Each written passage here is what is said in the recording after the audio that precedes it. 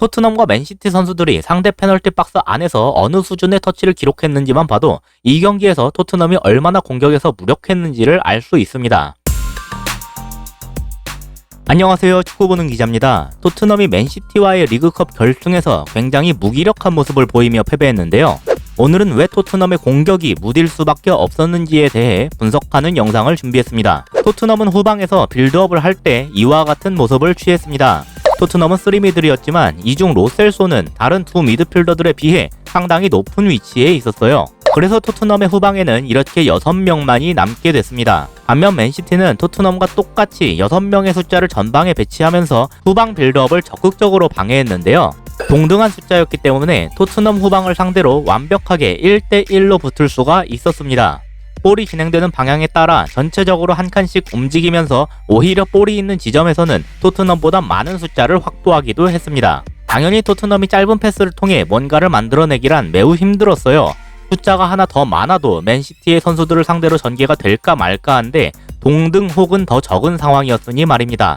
이건 후방에서의 수적 우위를 가지지 못한 토트넘의 문제가 극단적으로 표출된 장면입니다. 지금 다이어가 볼을 잡고 직접 운반하고 있는 상황인데요.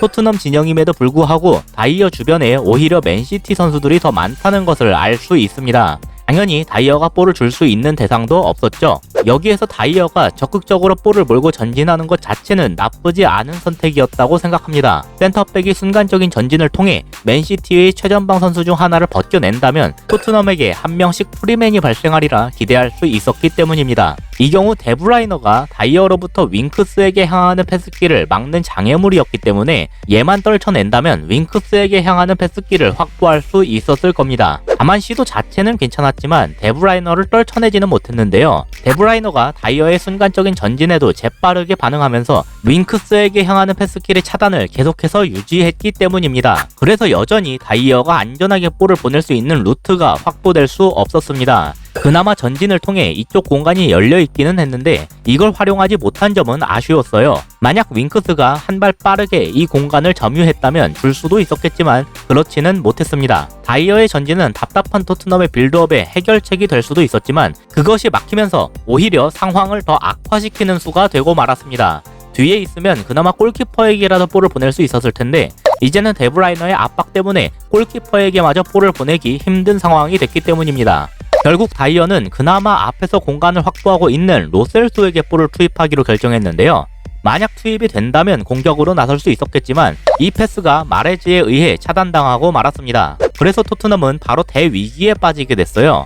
전방에서의 압박이 통했을 때의 무서움인데요. 토트넘은 제대로 수비 라인이 갖춰지지 않은 상황에서 맨시티의 공격을 허용해야 했습니다. 토트넘 입장에서는 정말 다행스럽게도 토비가 2번의 슈팅을 연속적으로 막아내는 그야말로 기가 막힌 수비를 보여주면서 커다란 실점 위기를 면할 수 있었습니다. 하지만 이로 인해 남은 시간 동안에 토트넘이 더욱 움츠러들 수밖에 없게 됐어요. 그나마 후방 빌드업을 진행시킬 수 있을 희망이었던 다이어의 전진이라는 카드가 시도되자마자 대위기라는 결과로 맺어졌으니 말입니다. 결국 이 문제를 근본적으로 해결하기 위해서는 후방 빌드업의 형태 자체를 바꿀 필요가 있었습니다. 최소한 로셀소의 위치는 조금 더 아래로 내려오도록 조정해야 하지 않았나 싶어요. 아까 장면에서도 그랬지만 얘가 높은 위치에 있어봤자 볼을 받을 수가 없었기 때문입니다. 그렇다고 롱볼을 받을 수 있을 만큼 피지컬적으로 뛰어난 것도 아니었고요. 이렇게 로셀소를 내리는 조치는 롱패스 위주로 공격을 전개한다고 결정했을지라도 유효했을 겁니다. 로셀소가 아래로 내려간다면 맨시티는 수적 열세를 극복하기 위해 최후방에 있는 선수들 중 하나가 올라와야겠죠. 그렇다면 최전방에 있는 선수들은 보다 활용할 수 있는 공간이 넓어지게 됩니다. 손흥민이나 모우라의 빠른 속도를 활용할 수 있는 여지가 더 높아진다는 뜻이기도 해요. 물론 그렇다고 해도 맨시티의 높은 클래스를 지닌 센터백들과 넓은 커버 범위를 지닌 에데르송 때문에 반드시 득점할 수 있다, 그렇게 볼 수는 없습니다. 다만 이전보다 확률은 높아지겠죠. 그런 부분이 경기 끝날 때까지 개선되지 않았다는 점은 매우 아쉬웠습니다. 손흥민과 케인 등 최전방에 있는 선수들이 할 수 있는 것이 거의 없었어요.